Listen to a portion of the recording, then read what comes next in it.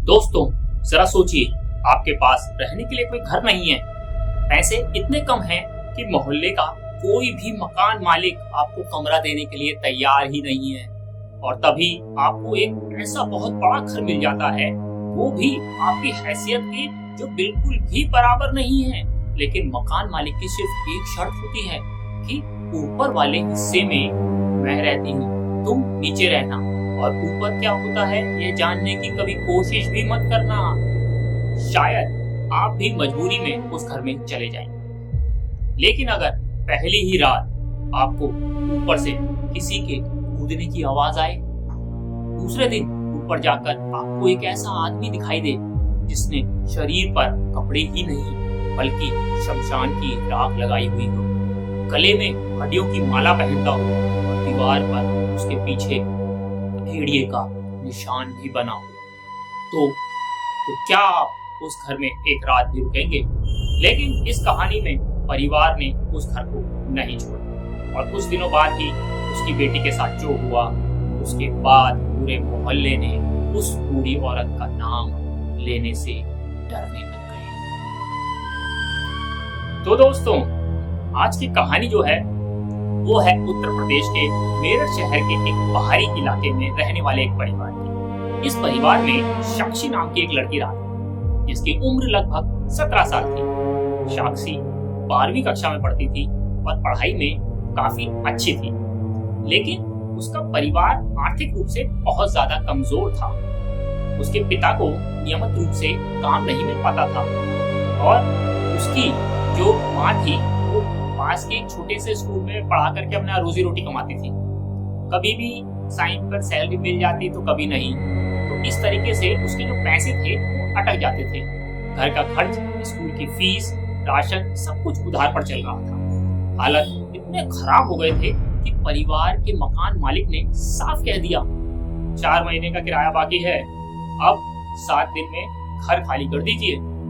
साक्षी के पिता के सामने अब सबसे बड़ी परेशानी यह थी कि उन्हें एक नया घर चाहिए था, और ऐसा घर जो कि स्कूल से ज्यादा दूर भी ना हो, क्योंकि अगर घर दूर होता तो आने जाने में और ज्यादा खर्च होता।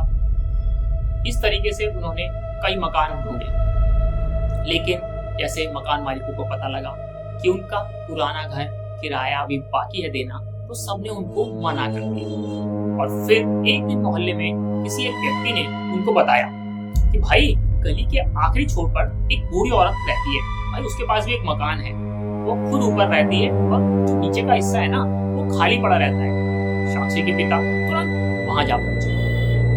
मकान बाहर से काफी बड़ा था, लेकिन अजीब बात थी कि इतने बड़े घर के आसपास बाकी कोई और मकानों में रहते ही नहीं थे। फिर भी इस घर के सामने हमेशा सन्नाटा रहता था। साक्षी के पिता दरवाजा खटखटाने लगे। कुछ देर बाद एक बूढ़ी औरत बाहर आई। उसका चेहरा बिल्कुल भावहीन था। साक्षी के पिता ने किराए की बात की। बूढ़ी औरत ने कहा, नीचे रह सकते हो, मैं ऊपर रह लूंगी, लेकिन मेरी जिंदगी में दखल मत देना। उन्होंने पूछा, मतलब?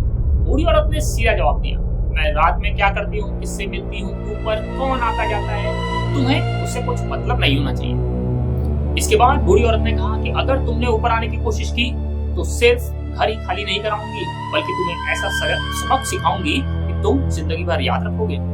साक्षी के पिता थोड़े डर गए, लेकिन साक्षी के पिता की मजबूरी थी, क्योंकि उनके पास कोई घर नहीं था और जल्द ही घर का इंतजाम करना था। इसलिए उन्होंने उनकी शर्त मान ली। सामान लेकर परिवार के साथ वो वहां पहुंचे। सामान उतार ही रहे थे कि मोहल्ले की एक बुजुर्ग व्यक्ति वहां आए। उन्होंने कहा साक्षी के पिता को कि तुम लोग ये घर ले रहे हो? उन्होंने कहा, हाँ, क्यों, क्या हुआ? बुजुर्ग जो थी वो कुछ पल के लिए चुप हुई, फिर उसके बाद बोली, बहुत बड़ी गलती कर दी। साक्षी की मां ने पूछा, क्यों, क्या हुआ? बुजुर्ग ने ऊपर की मंजिल की तरफ देखा और बहुत धीमी सी आवाज में कहा, उस औरत के साथ उसके परिवार के लोग एक एक करके मरते गए, कोई बीमारी से नहीं, कुछ ऐसा हुआ था जिसका जवाब आज तक किसी के पास नहीं है। फिर उन्होंने कहा, यह घर जितना भी बड़ा हो और जितना भी सुंदर हो, अंदर से उतना ही ज्यादा खतरनाक है। साक्षी के पिता हंसी में उनकी बात टाल गए। कहा, पापा लोग तो किसी भी पुराने घरों के बारे में ऐसा बोलते रहते हैं, लेकिन बुजुर्ग ने जाते जाते एक बात बोली, अगर रात में ऊपर से आवाज आए तो ऊपर बिल्कुल भी मत जाना। अब पहली रात आई। पहली रात परिवार वह नीचे के कमरों में सो गया। रात करीब 2:15 साक्षी की नींद अचानक से खुल गई। ठक ठक की आवाज ऊपर से आने लगी। साक्षी ने फिर आंखें खोली। फिर उसे धड़ाम की आवाज सुनाई, जैसे कोई भारी सी चीज जमीन पर गिरी हो। इसके बाद थप थप थप, जैसे कोई लगातार एक ही जगह पर ना बार बार कूद रहा हो, ऐसी साउंड उसे सुनाई देने लगी। साक्षी अब छत की तरफ देखने लगी। उसने सोचा शायद हो सकता है कोई बिल्ली वगैरह हो, लेकिन आवाज बिल्कुल इंसान के कूदने जैसी। फिर अचानक 3 बार किसी ने ऊपर से पैर जमीन की तरफ 3 बार पड़ा। धड़ाम धड़ाम धड़ाम। साक्षी के शरीर में जैसे सिरहन सी दौड़ गई। उसने माँ बाप को जागने के लिए बोला, लेकिन वह रुक गई। सोचा अभी अभी तो शिफ्ट हुए हैं, लगता है मुझे कोई वहम हो गया है, इसलिए वह चुपचाप लेट गई। लेकिन उसकी नजर पूरी रात छत पर ही रही। अब अगली सुबह माँ ने कहा, साक्षी स्कूल की ड्रेस छत के ऊपर तो सुखा के आ जा। साक्षी कपड़े लेकर सीढ़ियों के बल ऊपर जाने लगी। ग्राउंड फ्लोर उसने जैसे ही पार किया, अब वह बूढ़ी औरत की मंजिल पर पहुंच गई। तभी उसकी नजर दरवाजे पर पड़ी, जो कि खुला हुआ था। साक्षी वहां रुक गई। अंदर कोई बैठा था, एक आदमी, जिसके शरीर पर सिर्फ काले रंग का एक कपड़ा लपेटा हुआ था। उसके पूरे सफेद जो है ना, उसमें सफेद राख लगी हुई थी। माथे पर काला टीका, गले में बड़ी सी माला, और उस माला में कुछ ऐसी चीजें लटक रही थी जिसे देखकर साक्षी के पैरों तले जमीन खिसक गई। वो दरअसल हड्डियों की माला थी। आदमी कुर्सी पर बैठा था और उसी के सामने वो बूढ़ी औरत जमीन पर बैठी थी। लेकिन सबसे डरावनी चीज अभी बाकी थी। उस आदमी के पीछे दीवार पर एक बहुत बड़े भेड़िए की आकृति बनी हुई थी। साक्षी कुछ सेकंड तक खड़ी रही और सोचती रही। तभी बूढ़ी औरत ने धीरे से अपना सर उठाया। आदमी ने भी उसी समय साक्षी की तरफ देखा। दोनों की नजरें एक साथ साक्षी पर जाकर टिक गई। साक्षी के हाथ से कपड़ा गिर गया और वह पूरी ताकत से सीढ़ियों से नीचे की तरफ भागी। दूसरी रात जब साक्षी सो रही थी, करीब रात 2 बजे उसे प्यास लगी। वह पानी पीने के बाद छत वाले आंगन में बने बेडरूम में गई। बेडरूम से बाहर निकली तो वहां उसे ऊपर की तरफ किसी की मौजूदगी की महसूस होने लगी।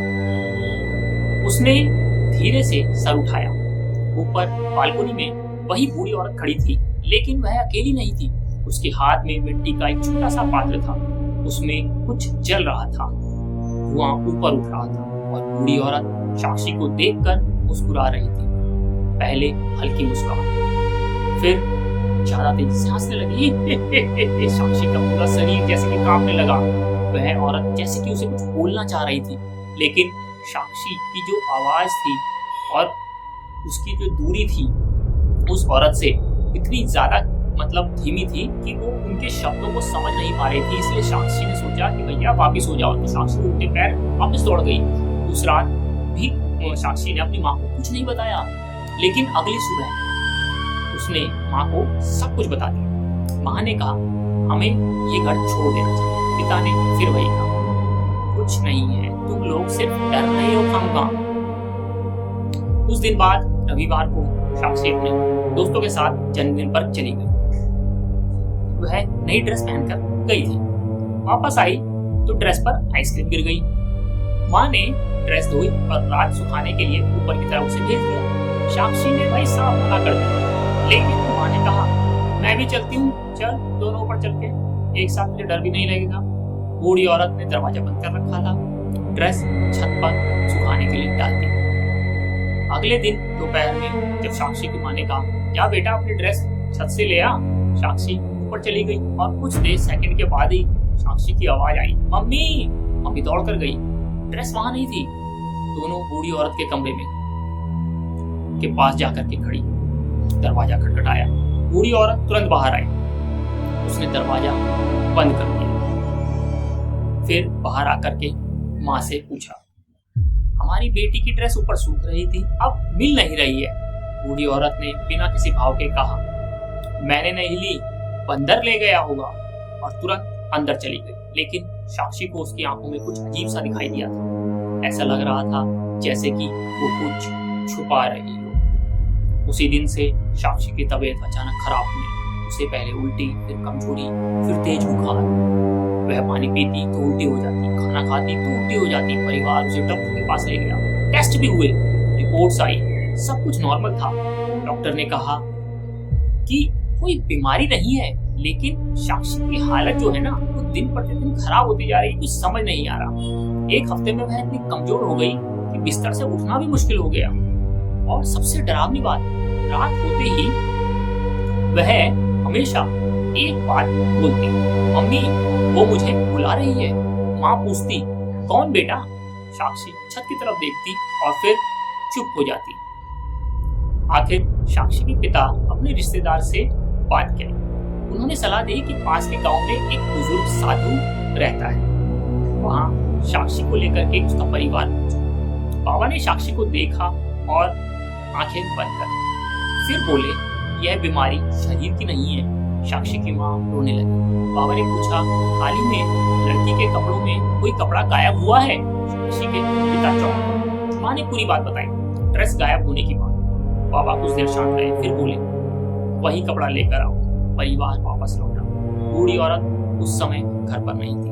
परिवार ने किसी तरह ड्रेस खोज निकाली, और जब ड्रेस मिली तो उसे देखकर सबके होश उड़ गए। उस ड्रेस पर सिंदूर लगा हुआ था, कुछ कटे फटे नींबू वहां पड़े हुए थे, और कपड़ों के साथ बालों का एक गुच्छा पूरा बंधा हुआ था।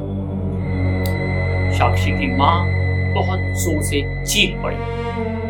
वे लोग ड्रेस को लेकर बाबा के पास पहुंचे। बाबा ने मंत्र पढ़े।